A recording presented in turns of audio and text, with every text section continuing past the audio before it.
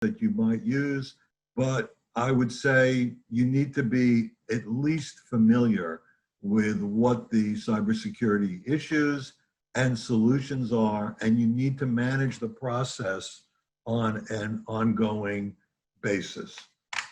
Mobile device managers. Okay. This is sort of interesting. Students, parents, teachers are all using different devices. If this is a part of your system, you need to have control of that system. You need to know who's on, what's hardware and software they're using. You need to make sure they're not doing something, lurking to create an attack. You need to know they're not doing something that you wouldn't approve of. So these systems do this, and they interface your programs, your learning management systems, ultimately with these mobile device managers. So your students can, lay in bed with their, iPhone and do their assignments, do their reading, and answer questions on a quiz, whatever. Here are companies that do this.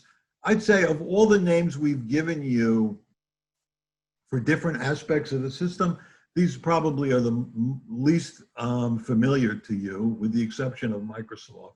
But, these are companies that do this. It's an important part of the system.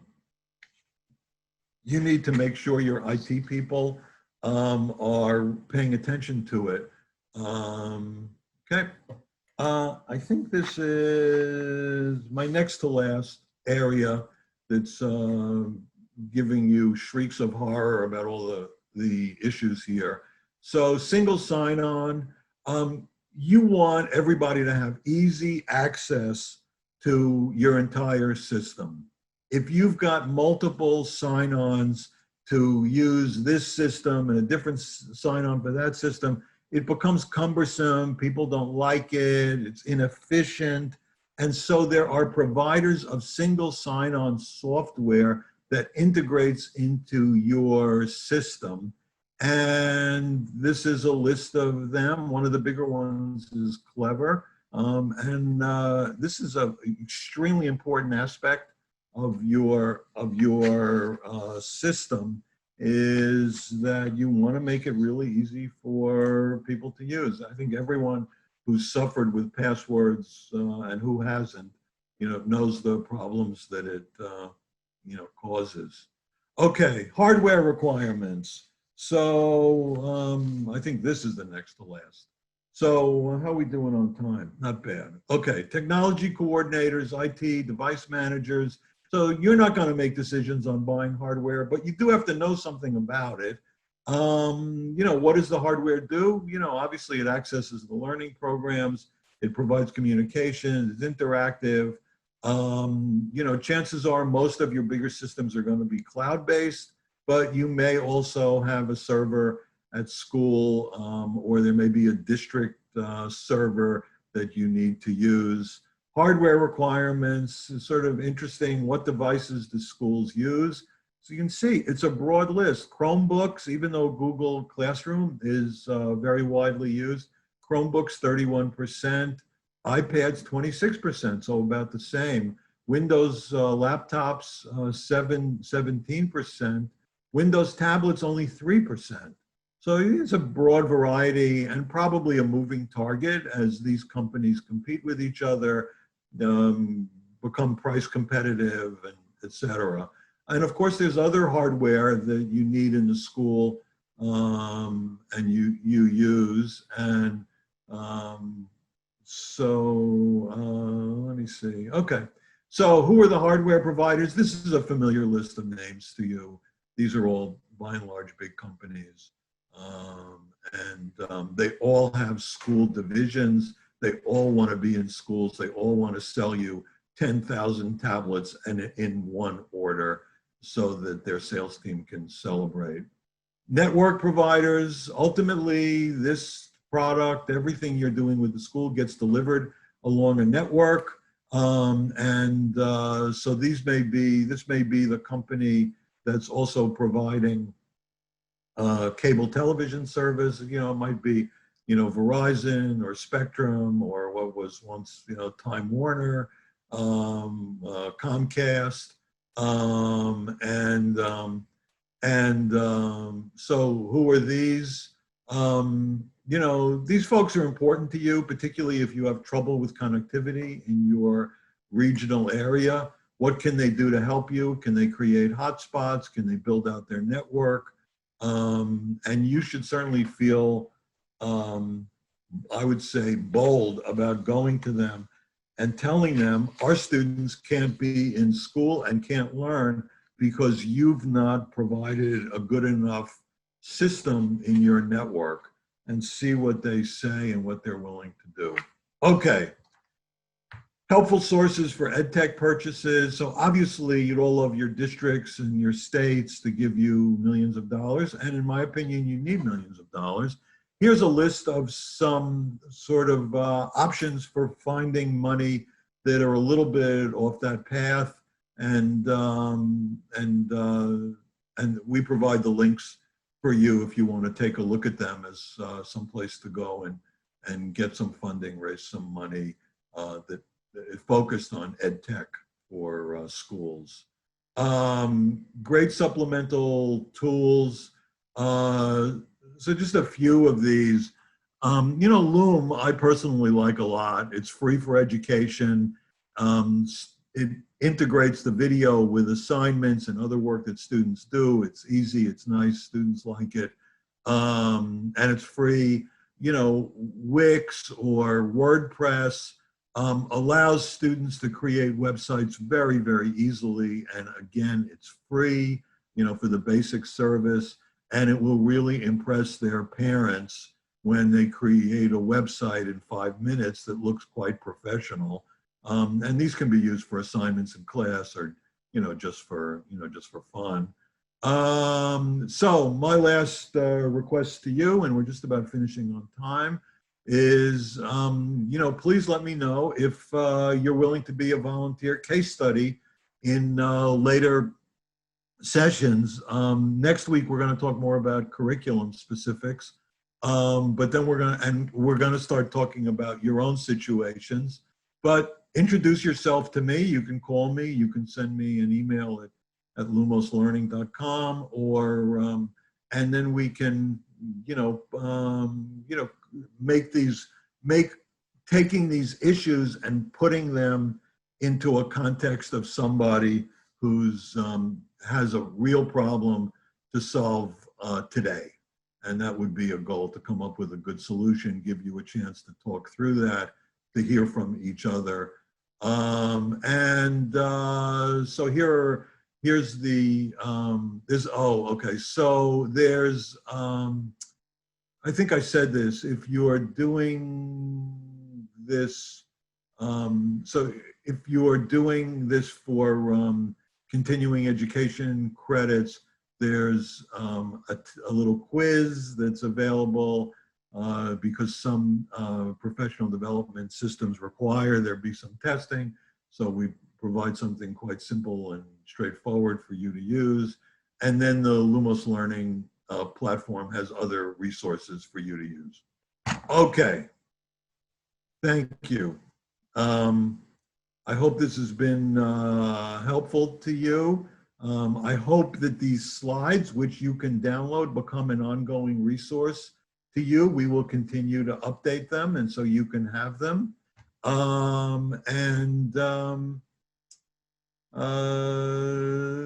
That's it.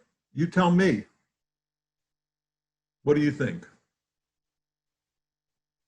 Questions, comments, shrieks of horror? Wish you had chosen a different career?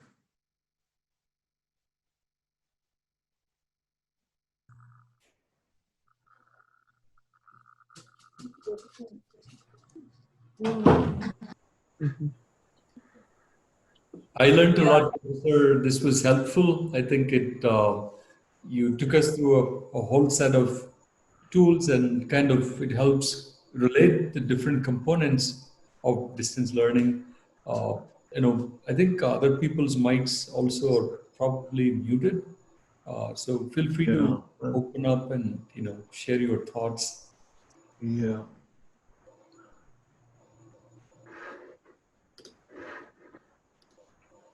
Yeah, hi guys. I'm from Leominster, Mass. Dave Bayshon. I'm an assistant principal at Leominster, Mass. And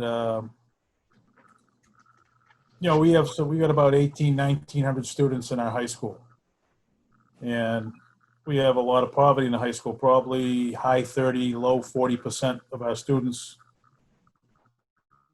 are low-income students. We're a comprehensive high school. We have a trade school inside the high school, so the kids can go back and forth all day. So the requirements that those kids need to meet, along with the requirements that the regular high school kids need to meet, are pretty substantial. There's going to have to be some concessions by the state education board as to the number of hours these kids have to put in. I mean, mine might be a good case study. I'm not sure, but we have my concern personally. I feel like the longer we stay out of school, the more chances you're going to see schools going towards remote learning, and I'm concerned about that because I honestly feel there's nothing better than a teacher standing in front of those students, and then in the classroom they get the supports that they need. Where outside the classroom, it's not that simple. So Yeah. like I get a lot. I think, I'd love to, let's talk about, your situation in subsequent. Because one of the classes I did, one of the schools I spoke to for this white paper was a district was, quite poor. They had terrible internet service. They're going to deliver packets to students at home every week while they were not in class and pick them up every week.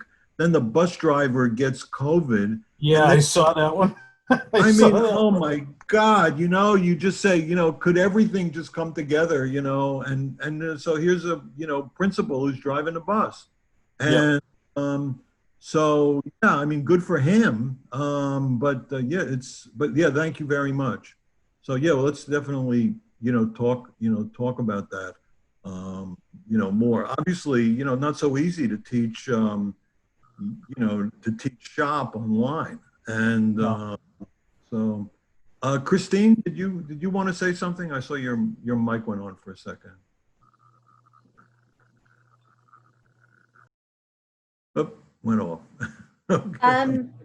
If I know that actually this really helped me see how far ahead my school is because I have task forces working on all this. But one important component that I'm wondering if it will be addressed is academics are one thing, but academics will always follow, is the social and emotional component, because that's really what my school focuses on.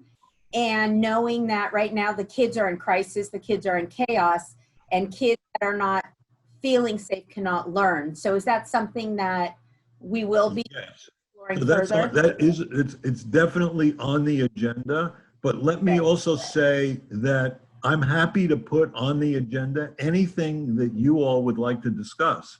So this is, we're, happy to go and do, research and I think frankly, interacting with each other will be very useful. I know I know in the education system, except for doing things like going to annual conferences, which no one's doing now, you don't get a chance to interact with your peers very much. And so we're hoping on that opportunity for you all. And so yes, I think you're absolutely right. And so definitely, and I just reiterate, anything that you feel should be covered, let me know. We'll figure it out. Great, thank you. Sure.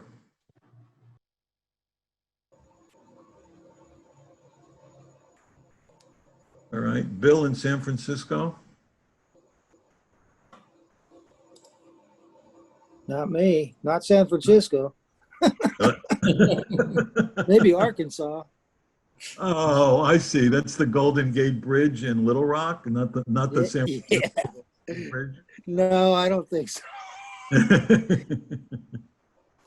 No, no. That was just the background. I can't figure out how to get off. Oh.